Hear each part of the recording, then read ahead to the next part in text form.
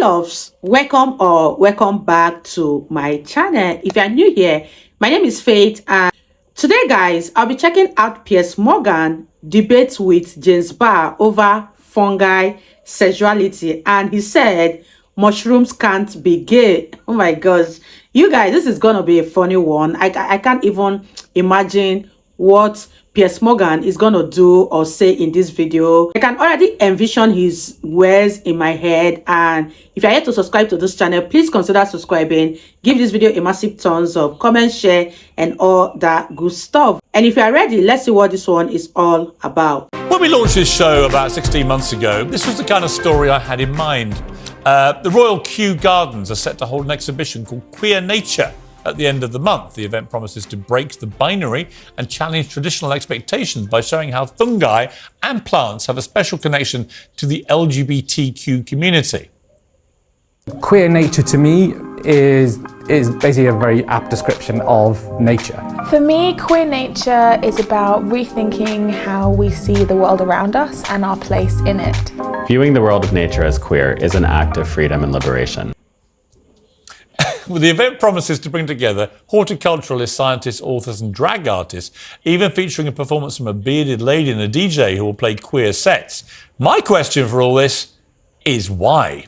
Let's get into the weeds of the debate with Outkick host Tommy Laren and the comedian James Barr. James, welcome back. Sorry, did you launch this show with the idea of talking about gay mushrooms? Yes. That's why you launched this. I have some gay mushrooms here. Minister, you just wanted to do a segment about queer mushrooms. Thank you for teeing up my gay mushrooms. Wow. They don't look very gay. Wow. I mean, they look like normal mushrooms to me. Well, are you feeling a gay connection to these mushrooms? Listen, I feel a gay connection to a lot of things, Piers, including yourself right now. Really? I would say that mushrooms scientifically have about 23,000 different genders. So that's where this exhibit is coming from. 23,000 genders of mushrooms. Exactly. There's not. This is a mushroom. No, well, ask a scientist if you don't believe me. Somebody help me. Ask a scientist. This is called a mushroom. That's it. But they're fungi. Nothing sexual about mushrooms. What? Sex is not about mushrooms, no.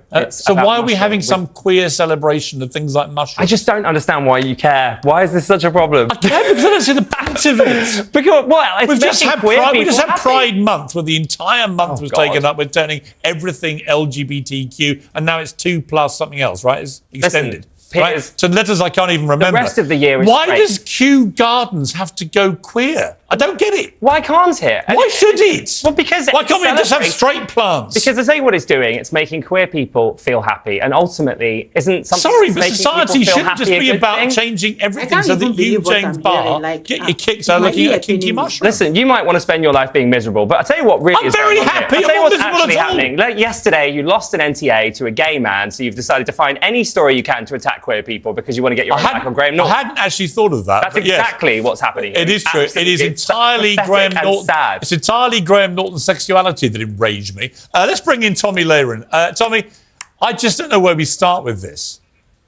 Kew Gardens is like the epicenter of British heritage. The establishment. It's like you go there with your mum and dad, you take your cucumber sandwiches and you look at lovely plants. What you don't do is think about their sexuality or 23,000 genders or have a queer celebration of mushrooms. What is happening?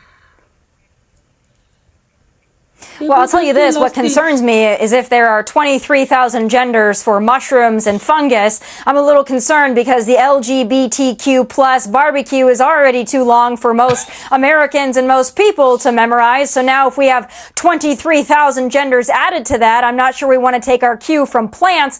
But you hit the nail on the head, Piers. Why does everything have to be about queer this, gay that? Why is that the only thing that leftists seem to respond to? It's either race, gender, or climate change. Race, gender, climate change. That's it. Everything has to be gay. Everything has to be about race. Everything has to be about the planet. Yeah, there has been a whole debate actually about whether plants are racist. I remember that one as well. The thing about this... That's probably a debate that you had, though. No, but the thing about this, James, is I just don't see the point of it other than to wind people up, which I think you're almost admitting. No, absolutely not. It's not winding anyone. But imagine if I announce tomorrow we're going to go down to Chelsea Flower Show and we're going to have a straight day where straight people like me straight people like me, who, by the way, for the record, are not remotely homophobic, right? Go down to Chelsea Flower Show and we make everything about the straight you say sexual that, affinity. You did just Hang say on. Graham Norton's sexuality enraged you. So. No, it was obviously a joke. Was because it? Well, you you made need a to be- stupid, you facile need to- point about his sexuality. Interesting. But I don't care whether he's gay or not. I care that he beat me. That pisses me off. But let's go back to the Chelsea Flower Show. If I had a straight day or a straight week at the Chelsea Flower Show and started talking about the straight heterosexual affinity that we all felt with fungi and daffodils, you would go completely nuts. I really wouldn't. And said, look at these white, straight gammon abusing us in this manner, excluding us in this manner. If you and Tommy want to set up a straight mushroom exhibit with loads of straight, grey, boring, binary mushrooms... I'm not doing it. Waving guns around, like, James, go for it. I'm not doing it. It's your community that's doing it. Listen, you're the one that's hosting a debate on an international platform about mushrooms. Yes. Gay mushrooms. Because the event is happening. Gay mushrooms. When I was I'm younger, not calling my them teacher gay said, mushrooms. What do you want to do I when don't you're think older? mushrooms And I can said, be you know gay. what? I want to defend queer It's mushrooms. not a gay mushroom. Look, you just eat it like a mushroom. Right? Wow, I hope you enjoyed that. They're not poisonous, are they? You know you're now What? queer because you can catch queerness from a mushroom, by the way. Tommy, That's a joke. I think, Tommy, my overriding view, like you said, everything has to be reduced to this kind of stuff. It is pandering, virtue signaling nonsense. But what worries me is that the corporate world, like Kew Gardens and their management, they get sucked into this. They think it's a good idea. Whereas I can imagine lots of people who attend these events will be thinking, what is going on? Why are they doing this? Do I even know? Yeah, I think it's just out of step with most people. I don't know why everything has to be about sex and sexual preference. It doesn't make sense to me. I don't think most human beings go about their day worried about the gender of a mushroom or a fungus or what gender they prefer to sleep with. I don't know why everything has to be reduced to this. Can we all just go about our lives? It hasn't been until 2020, I believe, that everything had to be about how you identify and what pronouns you use. Can't everything just be as it is without having to dissect the heterosexuality, their homosexuality, or the queerness of everything? Give everything some kind of a queer rating. Why do you keep just go back to enjoying plants for what they We're running are? out of time. James, final question, and make it a quick answer. What is the gayest plant? I'm not answering that. Do you know what? All plants are gay. Every single person on this planet has different identities. You're not going to name a plant? To celebrate. Is there not one that you think... I guess a daffodil's pretty A daffodil. gay. I like a daffodil. A gay daffodil. Yeah. All right, well, on that bombshell, we'll leave it there. Tommy, thank you very much indeed for joining me.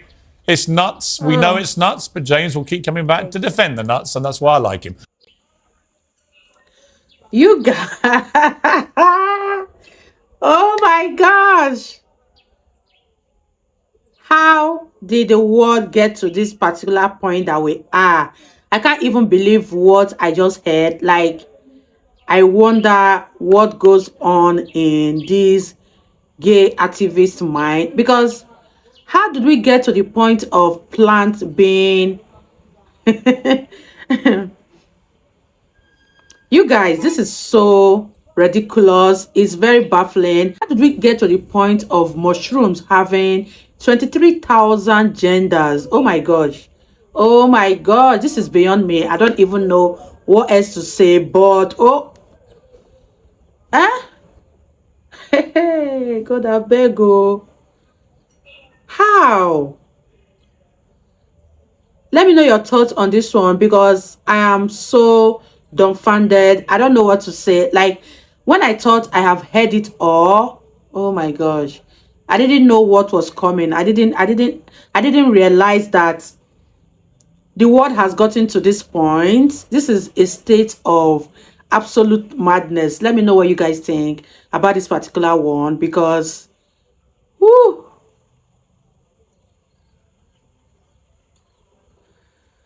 what? I really had fun reacting to this video. If you guys enjoyed watching, give this video a massive thumbs up, comment, share, and all that good stuff. And this is me officially signing out. I'll see you guys in the next one. Bye, guys.